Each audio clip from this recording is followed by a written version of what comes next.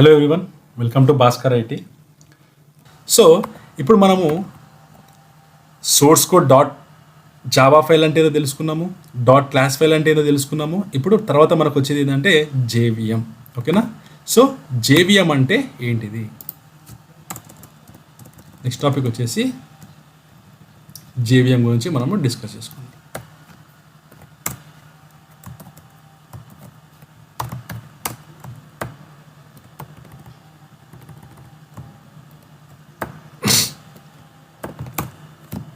JVM stands for Java Virtual Machine. ఓకేనా? JVM stands for Java Virtual Machine. Virtual అంటే ఏంది? మనకి కనపడదు. JVM stands for Java Virtual Machine. ఎక్కడ ఉంటుంది ఇది? GRE లోపలే మనకి JVM అనేది ఉంటుంది. GRE లోపలే మనకి JVM అనేది ఉంటుంది. కానీ కనిపిస్తుందా? లేదు, కనపడదు. అది ఇంటర్నల్గా GRE లోపల ఉంటుంది. అంటే ఇక్కడ ఏమంటున్నాడు? JVM is the part of GRE.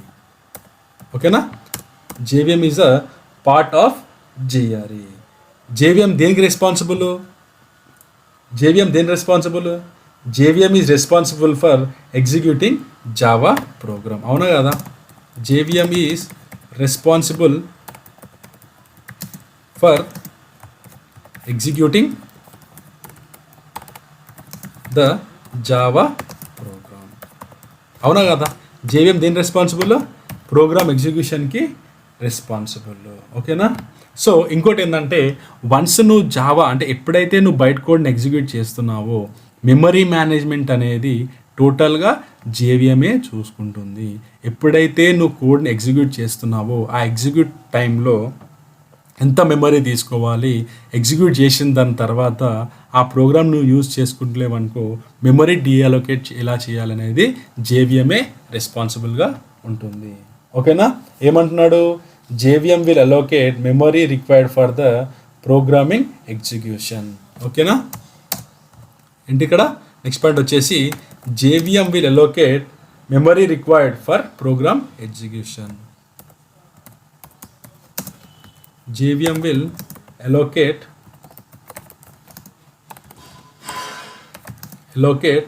memory for program execution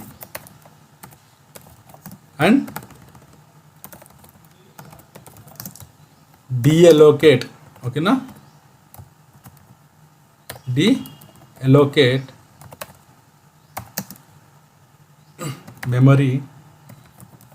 deallocate memory when it is not in use.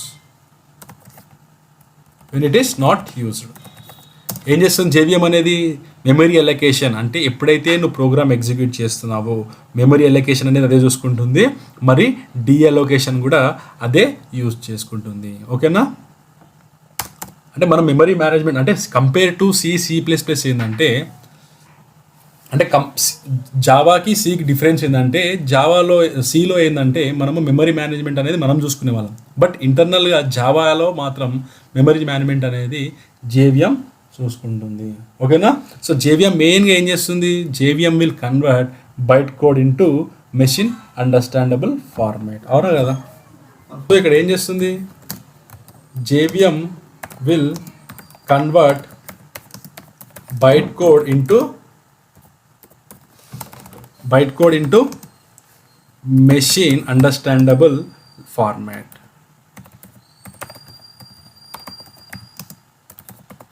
Machine understandable format. JVM ఏం చేస్తుంది? బైట్ కోడ్ని మిషన్కి అర్థమయ్యే విధంగా కోడ్ని ట్రాన్స్లేట్ చేస్తుంది. Got clarity? ఇంకోటి ఏంటంటే మెయిన్ థింగ్ గుర్తుపెట్టుకోండి, JVM అనేది is platform dependent. Sir Java అనేది ప్లాట్ఫామ్ ఇండిపెండెంట్ కదా, JVM అనేది ప్లాట్ఫామ్ డిపెండెంట్ ఎందుకు? జావా అనేది ప్లాట్ఫామ్ ఇండిపెండెంట్ ఎందుకు? JVM వల్లనే. బట్ JVM ప్లాట్ఫామ్ డిపెండెంట్ ఎందుకు? ఇప్పుడు ఫర్ సపోజ్ నేను ఏం చేశానంటే, నేను క్లయింట్కి ఒక ప్రోగ్రామ్ ఎగ్జిక్యూట్ చేసి నేను జస్ట్ ఏం చేస్తానంటే డాట్ క్లాస్ ఫైల్ ఇస్తాను. డాట్ క్లాస్ ఫైల్ అంటే బైట్ కోడ్. ఈ బైట్ కోడ్ ఏ విధంగా రన్ అవుతుంది, జేవిఎంని బేస్ చేసుకొని రన్ అవుతుంది. ఇప్పుడు నేను ఫస్ట్ జావా ఇన్స్టాల్ చేసుకోవాలి నా కంప్యూటర్లో అంటే నేను ఎక్కడ ఇన్స్టాల్ చేసుకున్నాను, దేనికి సంబంధించి. ఇప్పుడు నేను విండోస్ ఆపరేటింగ్ సిస్టమ్ యూజ్ చేసుకుంటున్నాను అంటే నేను జావా ఏ విధంగా డౌన్లోడ్ చేసుకోవాలి, విండోస్ ఆపరేటింగ్ సిస్టమ్ యూజ్ చేస్తున్నాననే జావా అనేది నేను ఇన్స్టాల్ చేసుకోవాలి. ఇప్పుడు ఈ బైట్ కోడ్ తీసుకెళ్ళి నేను మ్యాక్ ఆపరేటింగ్ సిస్టంలో యూజ్ చేసుకుంటే మ్యాక్ సంబంధించిన ఆపరేటింగ్ సిస్టమ్ నువ్వు డౌన్లోడ్ చేసుకొని దీన్ని యూజ్ చేసుకోవచ్చు. వెరాస్ సిలో ఏంటంటే నువ్వు ఏ ఆపరేటింగ్ సిస్టంలో యూజ్ చేసుకున్నా, ఏం డౌన్లోడ్ చేసుకున్నా కానీ అది ఆ ఆపరేటింగ్ సిస్టమ్కి మాత్రమే యూజ్ అవుతుంది, వేరే ఆపరేటింగ్ సిస్టమ్కి యూజ్ అవ్వదు. అదే జావాలో ఏంటంటే వన్స్ నీ దగ్గర బైట్ కోడ్ ఉందంటే నువ్వు మ్యాక్ ఆపరేటింగ్ సిస్టంలో యూజ్ చేస్తున్నావు అంటే మ్యాక్ ఆపరేటింగ్ సిస్టంలో జావా డౌన్లోడ్ చేసుకోవాలి కదా, జేడీకే డౌన్లోడ్ చేసుకోవాలి కదా. అంటే ఆ దాంట్లో మనం జేడీకే డౌన్లోడ్ చేసుకున్నప్పుడు ఏ టైప్ ఆఫ్ జేడీకే డౌన్లోడ్ చేసుకోవాలి, అతను మ్యాక్ ఆపరేటింగ్ సిస్టమ్ సంబంధించిన జేడీకే డౌన్లోడ్ చేసుకోవాలి. మనం ఏది డౌన్లోడ్ చేసుకున్నాము, మన విండోస్ ఆపరేటింగ్ సంబంధించిన జేడీకే అనేది మనము డౌన్లోడ్ చేసుకున్నాం కాబట్టి ఇది మనకు సపోర్ట్ చేస్తుంది. అంటే జేవిఎం వెళ్ళి మళ్ళీ నేను యూజ్ చేస్తున్న జేవిఎం, ఇప్పుడు విండోస్ ఆపరేటింగ్ సిస్టంలో ఏదైతే జేవిఎం యూజ్ చేస్తున్నానో ఆ విండోస్ ఆపరేటింగ్ సిస్టమ్ జేవిఎం వెళ్ళి నేను మ్యాక్ ఆపరేటింగ్ సిస్టమ్ దాంట్లో యూజ్ చేయగలుగుతానా, లేదు. సో ఏ విండోస్ ఆపరేటింగ్ సిస్టమ్ ఉందో ఆ విండోస్ ఆపరేటింగ్ సిస్టమ్ జేడీకే మాత్రమే నువ్వు డౌన్లోడ్ చేసుకోవాలి. జేడీకే లోపలే మనకి జేఆర్ఈ ఉంటుంది, జేవిఎం అనేది కూడా ఉంటుంది. Gut clarity? సో జేవిఎం అంటే ఏంటిదో క్లారిటీ వచ్చిందా? JVM is platform dependent. ఈ క్వశ్చన్ అంటే కొందరు ఎగ్జామ్ చాలామంది చెప్పారు, ఇది మీరు చెప్పారనుకోండి 100% క్వశ్చన్ రైజ్ అవుతుంది. అప్పుడు మీరు ఈ క్లారిటీ ఇచ్చారనుకోండి you'll get a better impression. ఓకేనా? సో జేవిఎం అనేది తెలుసుకున్నాం. ఇప్పుడు మనం ఏమేమి తెలుసుకున్నాం ఇక్కడ, జేవిఎం అంటే ఏంటో తెలుసుకున్నాం, జేవిఎం అంటే ఏంటో తెలుసుకున్నాం, డాట్ జావా అంటే ఫైల్ అంటే ఏదో తెలుసుకున్నాం, సోర్స్ కోడ్ అంటే ఏదో తెలుసుకున్నాం, కంపైల్ ఈచ్ అండ్ ఎవ్రీథింగ్ తెలుసుకున్నాం. బట్ జేవిఎం లోపల ఏముంటుంది, జేవిఎం లోపల మనం రాసిన కోడ్ ఏ విధంగా ఎగ్జిక్యూట్ అవుతుంది, ఏ విధంగా ఎగ్జిక్యూట్ అవుతుందో దీని ఒక ఆర్కిటెక్చర్ అనేది ఏంటిది అది తెలుసుకుందాం. ఓకేనా? సో నెక్స్ట్ వచ్చేసి మనకి జేవిఎం ఆర్కిటెక్చర్. ఓకేనా? JVM architecture.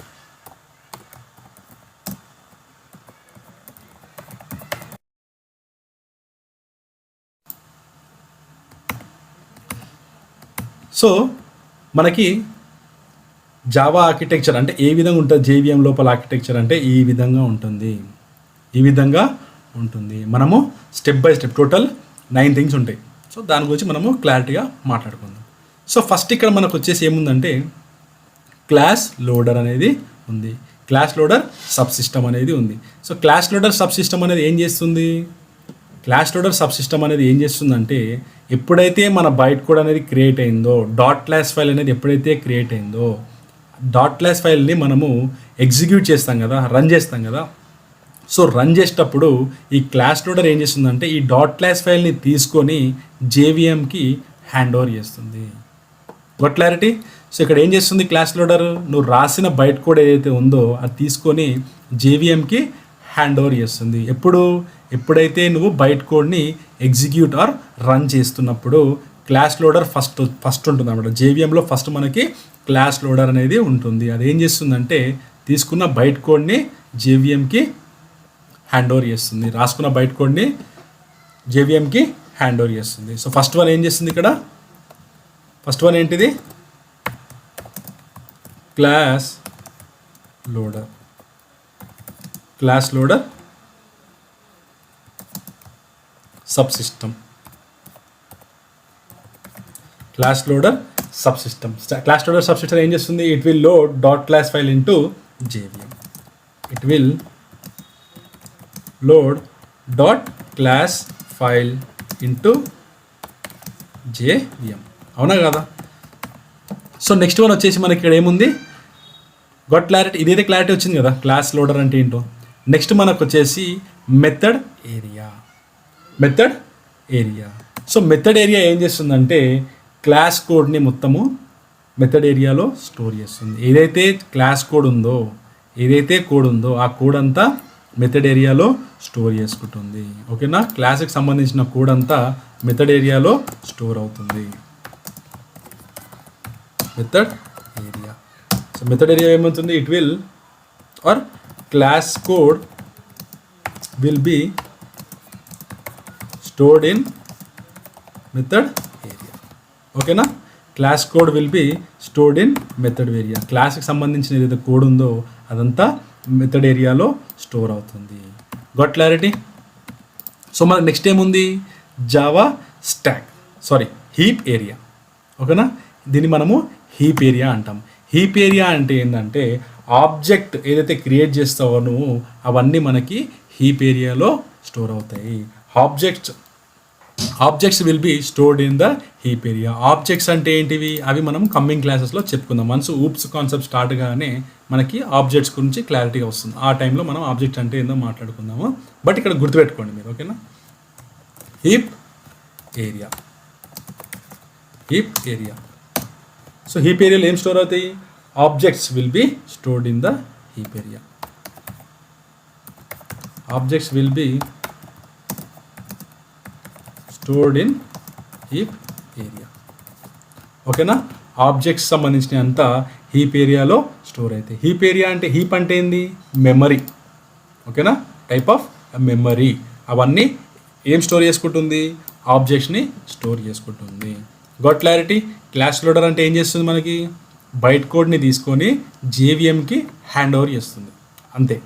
దాని తర్వాత ఫస్ట్ ఎవరు వస్తారు పిక్చర్లోకి, మెథడ్ ఏరియా వస్తుంది. మెథడ్ ఏరియా ఏం చేస్తుంది, రాసిన క్లాస్ కోడ్ని మొత్తం స్టోర్ చేసుకుంటుంది. హీప్ ఏరియా ఏం చేస్తుంది, రాసిన ఆబ్జెక్ట్ అంతా హీప్ ఏరియాలో స్టోర్ చేసుకుంటుంది. జావా స్టాక్ అంటే ఏం చేస్తుంది, జావా స్టాక్లో ఏం చేస్తుంది, ఏదైతే మెథడ్స్ నువ్వు రాసుకుంటున్నావో, ఏదైతే నువ్వు యాక్షన్స్ పర్ఫామ్ చేస్తున్నావో అదంతా మనకి జావా స్టాక్లో స్టోర్ అవుతాయి. ఓకేనా, ఏదైతే మెథడ్, ఇప్పుడు మనము ఏం చేస్తామంటే కోడ్ రాస్తున్న కొద్ది ఏంటంటే మనకి మెథడ్స్ రాస్తాం. మెథడ్లో ఏంటంటే ఒక మెథడ్ నుంచి ఇంకో మెథడ్ కాల్ చేస్తాం, ఆ మెథడ్ నుంచి ఇంకో మెథడ్ కాల్ చేస్తాం. ఆ విధంగా మనకి మెథడ్స్ అనేవి ఎగ్జిక్యూషన్స్ ఉంటాయి, యాక్షన్స్ పర్ఫామ్ చేస్తాం. ఓకేనా, సో ఇవంతా మనం ఎక్కడ స్టోర్ చేసుకుంటామంటే జావా స్టాక్లో స్టోర్ చేసుకుంటాము. ఓకేనా, జావా స్టాక్లో మనము స్టోర్ చేసుకుంటాం.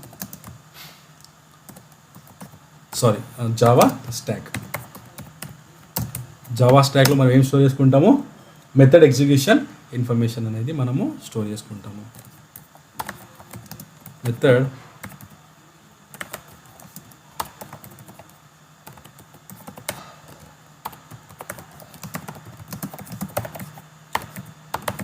Stored in Java stack. ఓకేనా, మెథడ్ ఎగ్జిక్యూషన్ ఇన్ఫర్మేషన్ అనేది will be stored in the Java stack. Got clarity? So next ఏం వచ్చింది మనకి, పీసీ రిజిస్టర్ ఏం చేస్తుందంటే వన్స్ ఒక లైన్ ఆఫ్ కోడ్ అనేది ఎగ్జిక్యూట్ అయిపోయింది, దాని తర్వాత ఏ లైన్ ఆఫ్ కోడ్ అనేది ఎగ్జిక్యూట్ కావాలనే దాన్ని రెడీగా చేసుకొని పెట్టుకుంటుంది. Next A line of code అనేది ఎగ్జిక్యూట్ కావాలి, ఒక లైన్ ఆఫ్ కోడ్ అనేది ఎగ్జిక్యూట్ అయిపోయింది, దాని తర్వాత నెక్స్ట్ లైన్ ఆల్రెడీ రెడీ చేసుకొని పెట్టుకుంటుంది. ఓకేనా, దాన్ని మనం ఏమంటామంటే PC register. It will maintain next line information to execute. ఓకేనా, పీసీ రిజిస్టర్ ఏం చేస్తుంది, ఇక్కడ 5th వన్ వచ్చేసి పీసీ రిజిస్టర్ ఏం చేస్తుంది, it will maintain next line of code to execute. Next line of code execution information ఉంటుంది. ఓకేనా, execution information.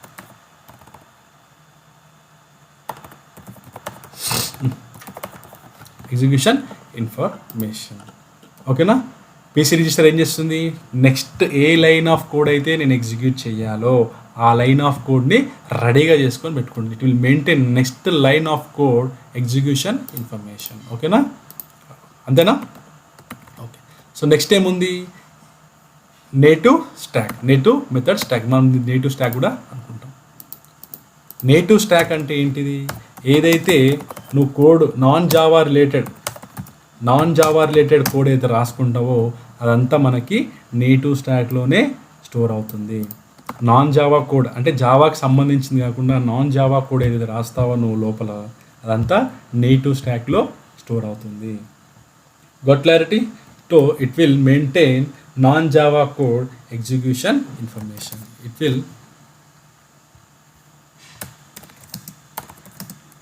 Will maintain non-Java code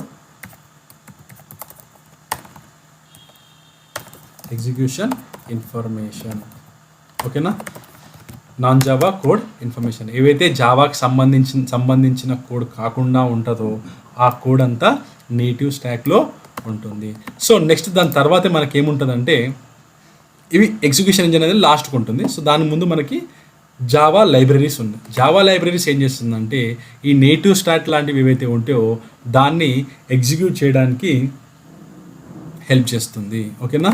so ఇక్కడ ఏం చేస్తుంది, ఇది లాస్ట్ రాసుకుందాం, అంటే మనము నైన్త్ అనుకుందాం, దీన్ని 9th పాయింట్ ఉందా. So native libraries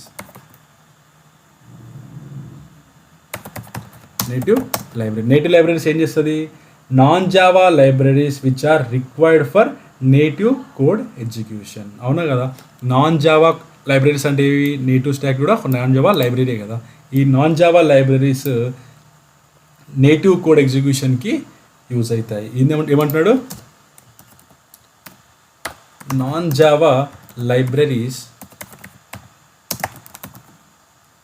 which are required for native code execution.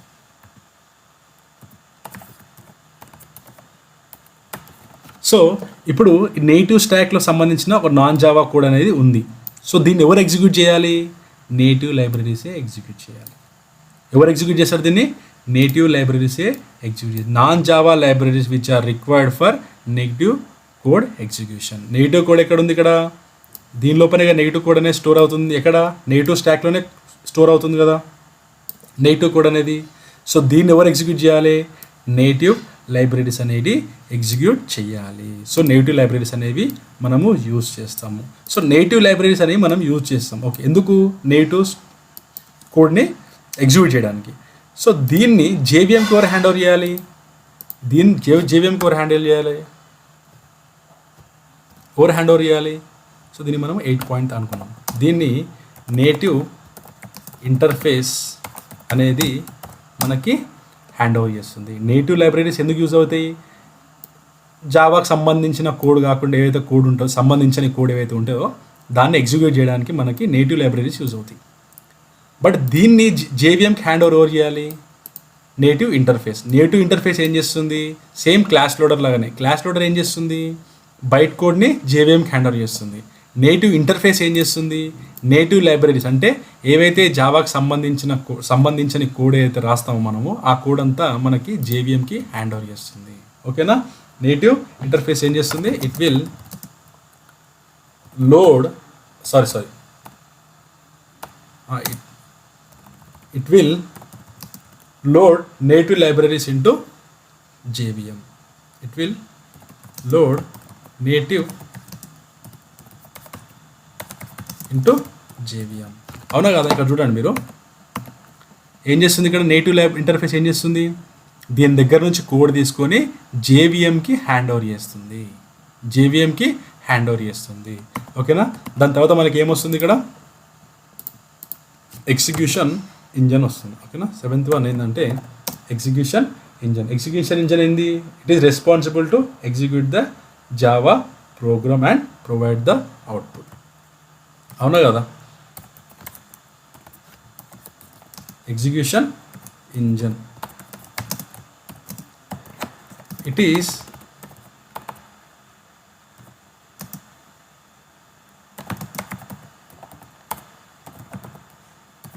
responsible to execute the program and provide the output.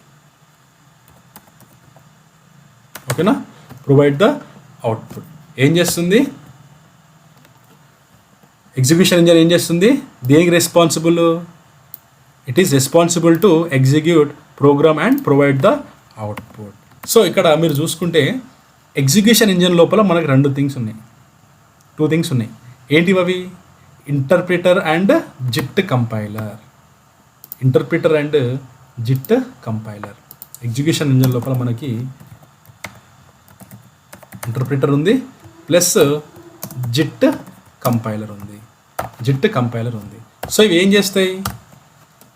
Interpreter ఏం చేస్తుంది? మనకి ప్రీవియస్ క్లాస్లో మనం మాట్లాడుకున్నాం ట్రాన్స్లేటర్స్ అంటే ఏంటో.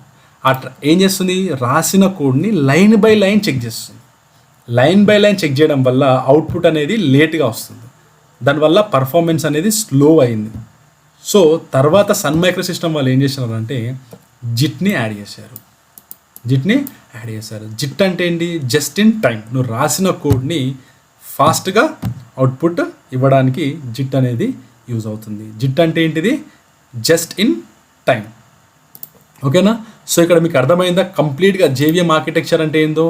ఏదైతే బైట్ కోడ్ క్రియేట్ అవుతుందో ఆ బైట్ కోడ్ని తీసుకొని క్లాస్ లోడర్ ఏం చేస్తుంది? బైట్ కోడ్ని తీసుకొని మనకి జేవిఎంకి హ్యాండ్ ఓవర్ చేస్తుంది. జేవిఎం హ్యాండ్ ఓవర్ చేసినాక ఇక్కడ ఏం చేస్తుంది? మెమరీ మేనేజ్మెంట్ అనేది చూసుకొని అంత ఇక్కడ ఏవేవి ఎక్కడ స్టోర్ కావాలి, నెక్స్ట్ లైన్ ఎక్కడ ప్రింట్ కావాలి అన్నీ చూసుకొని దాని తర్వాత ఏం చేస్తుందంటే ఎగ్జిక్యూషన్ ఇంజిన్కి వెళ్ళి మనకి అవుట్పుట్ అనేది ఏదైతే ఆపరేటింగ్ సిస్టంలో నువ్వు యూజ్ చేస్తున్నావో దానికి మనకి అవుట్పుట్ అనేది ఇస్తుంది. ఇది జేవిఎం యొక్క ఆర్కిటెక్చర్. అర్థమైందా? జేవిఎం యొక్క ఆర్కిటెక్చర్. సో ఏమవుతుంది ఇక్కడ? ఫస్ట్ మనము .java ఫైల్ అంటే సోర్స్ కోడ్ అనేది మనము రాసుకుంటున్నాము. దాన్ని కంపైల్ చేస్తాము. ఏ విధంగా? జావాసి ఫైల్ నేమ్ .javaగా కంపైల్ చేసుకుంటున్నాం. దాని తర్వాత మనకి బైట్ కోడ్ వస్తుంది. ఆ బైట్ కోడ్ ఏం చేస్తుంది? మనము ఎగ్జిక్యూట్ చేయాలి అనుకుంటే ఆ బైట్ కోడ్ లోపల పెద్ద జేవిఎం అనేది జేవిఎంకి అనేది హ్యాండ్ ఓవర్ వెళ్తుంది. ఎవరు హ్యాండ్ ఓవర్ చేస్తారు? Class loader. ఓకేనా? సో దీని లోపలే ఇదంతా టాస్క్ అనేది పర్ఫామ్ అవుతుంది. ఈ టాస్క్ అంతా పర్ఫామ్ అయ్యి దాని తర్వాత మనకి అవుట్పుట్ వస్తుంది. ఇంటర్నల్గా డెప్త్కి వెళ్ళి చూడాలంటే ఎవరు చూడలేము, చాలా కష్టం అది. ఓకేనా? ఎవరికి అర్థం కాదు. ఎవరు చెప్పినా కానీ ఈ విధంగానే చెప్తారు. ఇంత డీటెయిల్గా అయితే నేనే చెప్తాను అనుకున్నాను. ఓకేనా? సో ఇది జేవిఎం యొక్క ఆర్కిటెక్చర్ ఇంటర్నల్గా. సో ప్రిపేర్గా ఉండండి. జేవిఎం యొక్క ఆర్కిటెక్చర్, జేవిఎం గురించి మీకు క్వశ్చన్ అడిగితే జేవిఎం ఏం చేస్తుంది, జేవిఎం యొక్క ఆర్కిటెక్చర్ ఏందని లోపలికి వెళ్ళి కనుక మీరు ఇక్కడ వరకు ఉన్న కంటెంట్ ప్రాపర్గా చెప్పారనుకోండి 101% చెప్తున్నాను మీరు ఆర్ క్వాలిఫైడ్ ఫర్ ఇంటర్వ్యూ. నేను పక్కా చెప్పేస్తున్నాను. సో అంటే జేవిఎం అంటే ఏందో అందరు చెప్తారు. మనము జేవిఎం గురించి కొన్ని పాయింట్స్ మాట్లాడుకున్నాం. జేవిఎం గురించి అడిగితే ఈ క్వశ్చన్సే చెప్తారు. జేవిఎం యొక్క ఆర్కిటెక్చర్ ఈ 9 పాయింట్స్ కనుక మీరు చెప్తే you are 100% qualified for interview. As a fresher you are 100% qualifier for the interview. Each and everything in డీటెయిల్గా చెప్పారనుకోండి 100% క్వాలిఫై. ఇంకా మీకు ఫర్దర్ ఏం అడగరు. అట్లీస్ట్ ఇంత డీటెయిల్గా చదివినావు అని చెప్పేసి నీకు ఇంటర్వ్యూ ఇచ్చేది. అంటే రేపు నేర్పించినా కానీ నేర్చుకుంటాడు అనుకుంటాడు. ఎవరైతే నీకు నేర్పిస్తారో కంపెనీస్లో వాళ్ళు 100% నేర్పిస్తే నేర్చుకుంటాడు అనుకోని నీకు ఆటోమేటిక్గా నీకు ఇచ్చేస్తారు. ఇన్ డీటెయిల్గా ఆన్సర్ చెప్పాలి మనం ఏదైనా. అందుకే నేను ఏం చేస్తున్నాను అంటే ప్రతి ఒక్క టాపిక్ ఇన్ డీటెయిల్గా చెప్తున్నాను, స్లోగా చెప్తున్నాను. కమ్మింగ్ క్లాసెస్లో మనం ప్రాక్టికల్గా కూడా రాసుకుంటాం. బట్ ఏంటంటే ఇంటర్వ్యూ ప్రాస్పెక్ట్లో మనకి ఇవన్నీ చాలా ఇంపార్టెంట్ కాబట్టి ఇవన్నీ మీకు చెప్తున్నాను. ఇది మైండ్లో గుర్తుపెట్టుకొని కొంచెం టైం తీసుకొని స్లోగా ప్రిపేర్ అవ్వండి. 100% అవుట్పుట్ వస్తుంది. ఓకేనా? సో ఫస్ట్ టైం చదివితే రాదు, కొంచెం 2-3 టైమ్స్ చదవండి, ఆటోమేటిక్గా వచ్చేస్తుంది. ప్రాక్టీస్ చేయండి, ఆటోమేటిక్గా వస్తుంది. జేవిఎం అంటే ఏంది, బైట్ కోడ్ ఏ విధంగా అయింది, ఏ విధంగా జనరేట్ అయింది. సో ఈచ్ అండ్ ఎవ్రీథింగ్ మీరు కొంచెం క్లారిటీగా కూర్చుంటే 100% రిజల్ట్ వచ్చేస్తుంది. ఓకేనా? So thank you.